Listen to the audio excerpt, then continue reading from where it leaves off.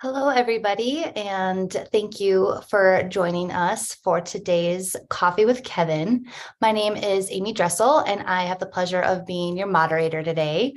And we will be taking questions from our Zoom chat here and also off of YouTube. So before we get started, I'll have Kevin go ahead and kick us off. Thanks, Amy. Appreciate it. Everybody, thanks for joining and tuning in. And Amy, thanks for doing the moderating again today. I appreciate it.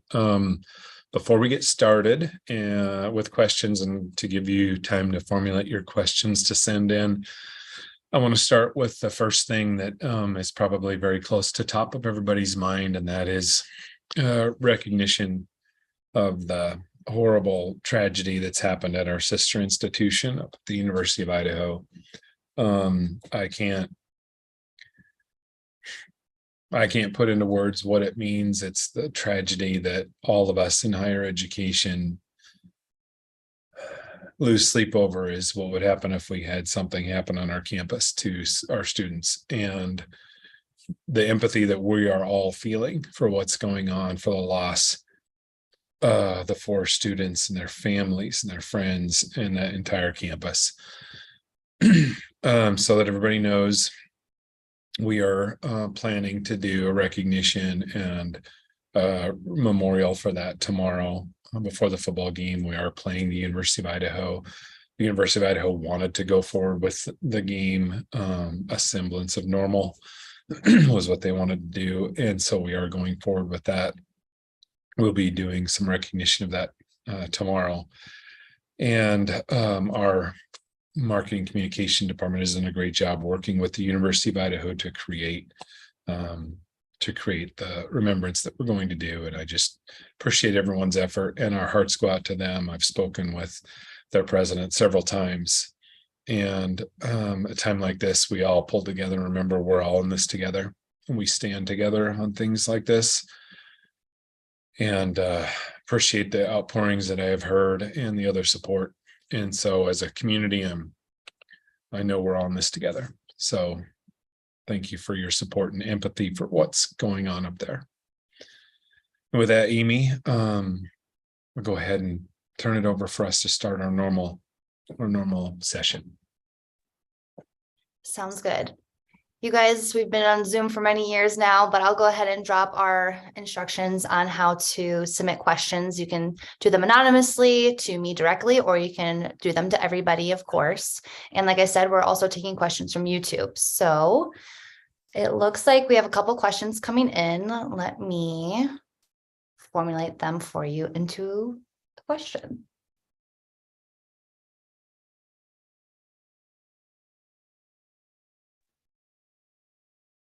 Kevin, would you mind maybe going into a little bit more detail about the email that you sent earlier today about our communication this morning to campus about our enrollment? Oh, sure, Amy. Thanks. And thanks for that question. And I appreciate that question, because that's a bit of good news. And I'm sorry I started this on a little bit of a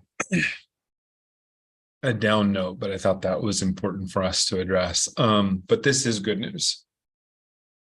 We have been, as an entire campus, undertaken an effort around retention of our students. And we've been on this effort for many years. Our faculty have stepped up. We have made curricular changes. We have made programmatic changes. We've made philosophical changes. The student programming we're doing, the residential life programming, the student experience, the implementation of our Navigate program, all that has been geared around retaining our existing students and helping them progress through to their educational goals. And I really believe all those efforts coming together have really taken hold.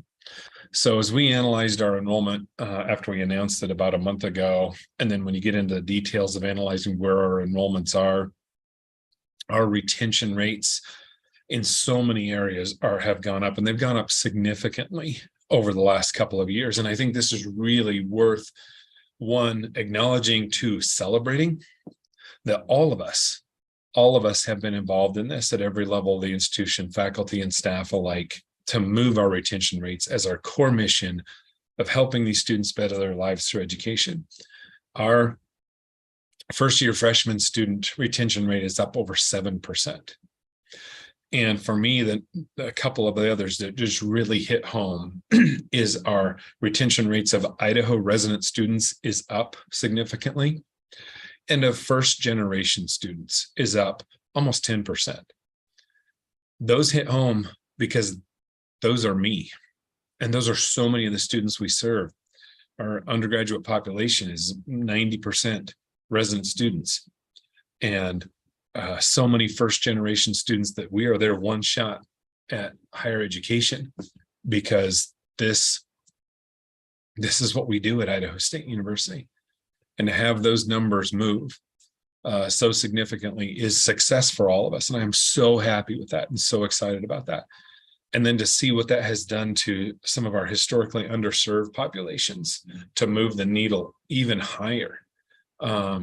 For our Hispanic students or Native American students, for our students of color, to move our retention rates, that's really good. So let me just say right now to everyone, thank you. Thank you for everything you have done to move the needle on these, because that's our core mission and it's been successful. So thank you everyone for that. Thank you, Kevin. It looks like the Starbucks is almost done. When is it going to officially open? Oh, yeah, that's good. We are going to have our Starbucks open. It's going to, I think, it'd be a big boon for the library and how many people go to the library. So it's really good. The official opening date is going to be November 29th. So 29th, they will be open and that will be available. I don't know all the operating hours, but I do know it's going to be open on November 29th. And so that's good. Great. The Alumni Center is looking good. When can we expect to move in? It's looking very good. I think that's going to be a good addition to our campus. So it's on its original construction schedule. It accelerated for a little bit and then it fell back in a little bit, but it's all coming in within what we were looking towards. So right now it looks like it will be fully complete and operational by the end of the spring semester. I know it looks really good now. When you look at it, you think it's really close. It's because the exterior is almost finished, but there's still a lot of work on the interior. But we are looking at for a full opening of that in spring, the end of the semester. We haven't yet set a dedication date, but we will be doing a dedication when the facility is ready. Where are we hosting commencement this year with the construction going on in Holt Arena? Okay, so our December commencement, so just next month, will be in Holt. So there's no change there from what we did last commencement, which is using half of the facility because half of it will be under construction, but so it'll be the same as we did our last commencement ceremonies. Next May, it will still be under construction, and it actually will be in a place where it isn't going to be usable for commencement. So next May, when we do commencement, it's going to be in Reed Gym, and we will break it up into multiple ceremonies, smaller ceremonies. So each one will be a little more intimate, but it'll be in Reed Gym. Going back to, you see some of the older photographs of the institution when we did commencement in Reed Gym. So it's been done before. We know we can do it again and make that a great venue for graduation with smaller ceremonies. So that's the plan for May. And then after that, we'll be back to our Holt Arena in the full format again. What is happening with the Idaho Falls campus? I heard that we are looking at an expansion. Oh, yeah, thanks, Amy. This is a relatively new concept. And I want to assure everybody that right now this concept is a yes and. But here's I'll outline it broadly at the high level, because right now this is a proposal and it's a concept. So first of all, it's for the moment being called the Idaho Energy Engineering Science Alliance. And it is a collaboration between us and the Idaho National Lab and our sister institutions at Boise State and at University of Idaho and at Lewis Clark State College. And it's at the high level. It's the State Board of Education is in discussions about looking for legislative and gubernatorial support around increasing our research and academic delivery in Idaho Falls, specifically towards the research they're doing on the future of clean energy, on meeting the workforce needs of the region, and how we move forward. But it's very high level. It's not in the details yet. But as everybody knows, when they came to special session, the legislature passed a new fund called the In-Demand Careers Fund for higher education. And this is being seen as a possible proposal where we could present to the governor and the legislature for consideration of the types of ideas that could move us forward as a state in meeting these real critical research and workforce needs, to be funded by that money that will be available.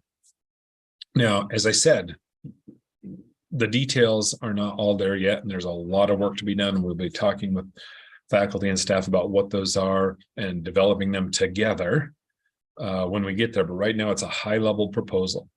But because this could be very impactful, and a lot of people are starting to talk about it, we're going to plan a town hall in the next few weeks to get into the level of details that we have.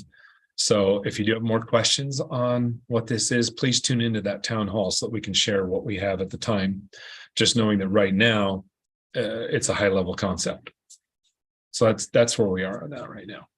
And again, the goal is to hopefully get a state-funded investment in our campus in Idaho Falls. When are the electric charging stations near the museum building going to be operational? We talked about this just about a week ago, and by the end of the month. I don't have this specific date that they are going to be up and running, but it's supposed to be by the end of the month. So again, the details will all be communicated out to campus once we have them, but essentially how it's going to work is that the charging stations you can pay to use them on an app on your phone. So it won't be like a parking meter where you have to put in any coins. It'll be an app on the phone. You park there, charge your electric vehicle, pay for it through the app, and a pricing structure. That is, if you are affiliated with the university and have a parking permit, there's one price, but if you don't have a parking permit and use it, then the price is actually more to pay for the normal costs of parking that we would allocate through parking permits, plus the cost of the electricity. But all the details on that, we will roll out to campus with communication when it's ready, but it should be around the end of the month. Cool, thank you.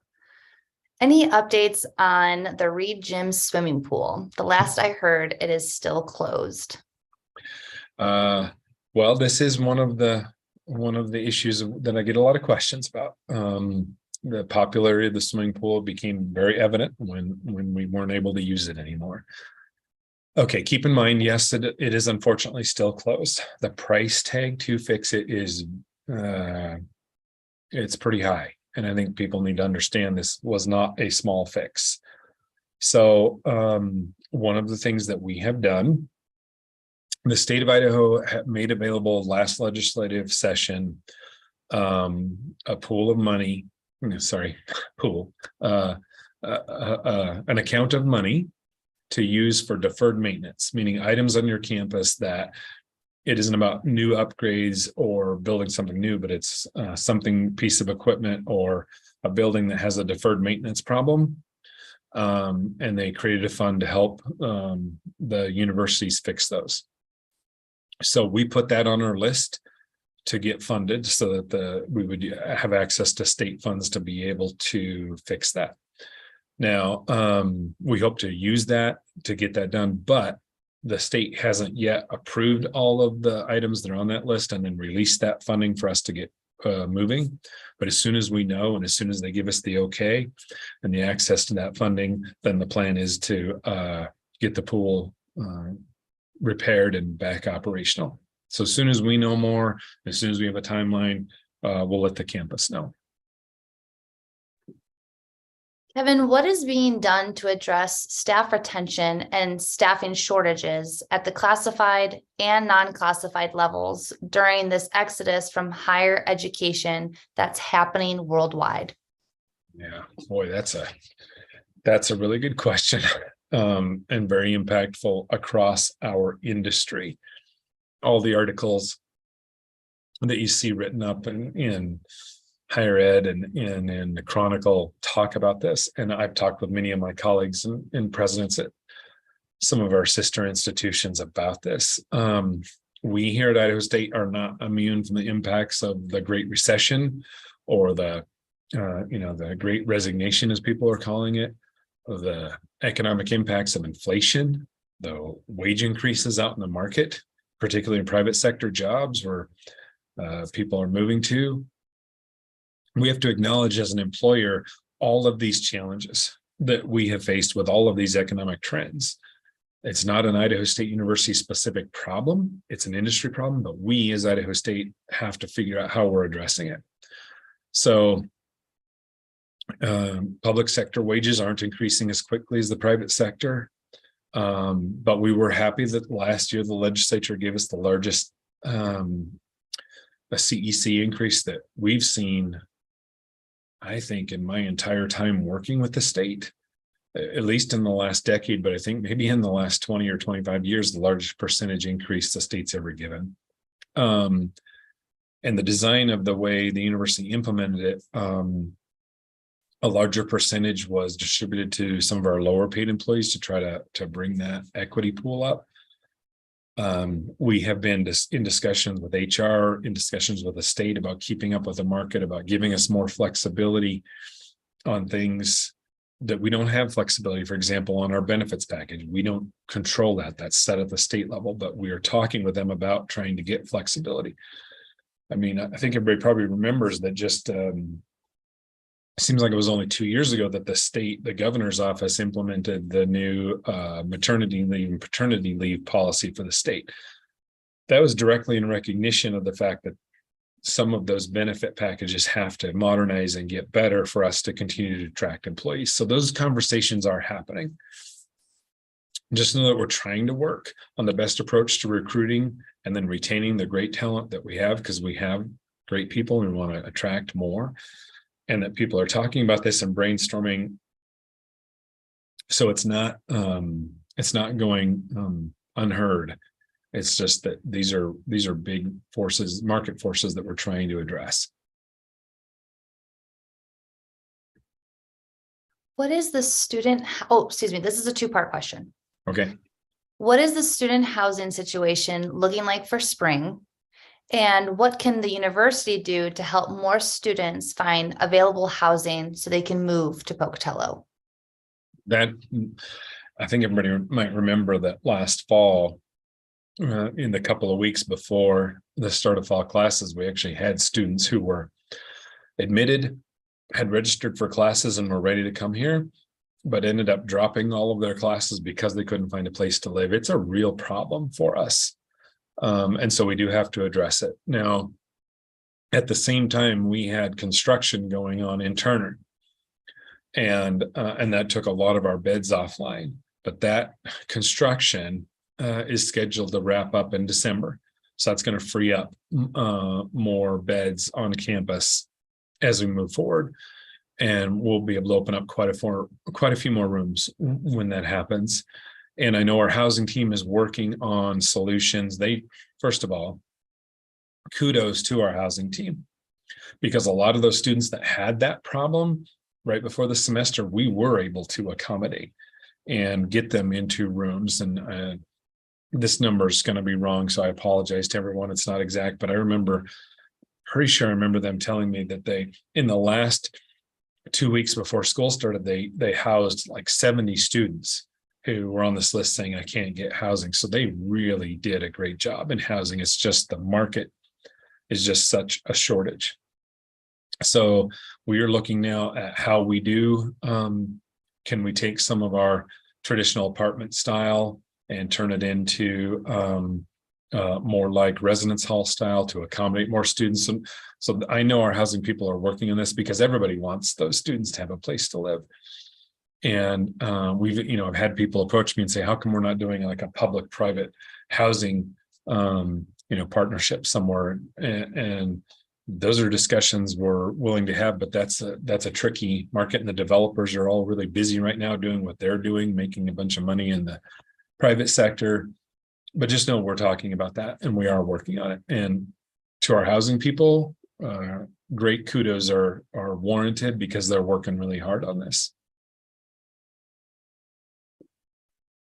I see we have a smaller group here today, and that's likely due to our Thanksgiving break next week. So we're going to pause here for a second to see if any more questions come in. Okay, sounds good.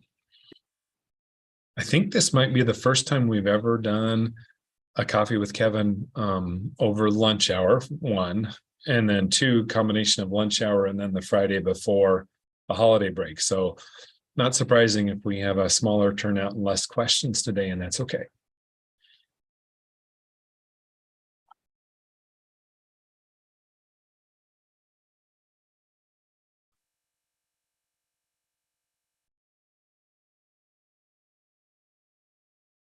Oh, we do have one here. What's on the Thanksgiving menu this year for you? See, I can tell you, but it's kind of boring because very traditional when it comes to Thanksgiving. It's turkey and mashed potatoes and gravy and stuffing, and then the homemade sawtooth rolls. That's the recipe I've shared with the campus a couple of years ago. And then olives, because I don't know how you have Thanksgiving dinner without some black olives to go with it. Some people don't like that, but I do. So pretty traditional. And then dessert, pumpkin pie, yes, and that is traditional. I do like it, but usually there's an apple or berry pie as well, something else a little sweeter to go with it. So That sounds delicious. well, Amy, do we have any more questions? If not, that's okay. Nope. I was just Okay. about to thank everybody and give it back to you for your closing remarks. All right. Well, everybody, thank you for coming to spend a little time today and going through the questions. I appreciate all of you and that you tuned in, and I hope everybody has a great break. The university's worked really hard. It's been I know, a lot of tough semester as we came back from COVID and then got everybody here after all that workload we did before. So just know how much I appreciate all of you, because I do. And I hope everybody has a great Thanksgiving break, and we'll see y'all afterwards. Thanks.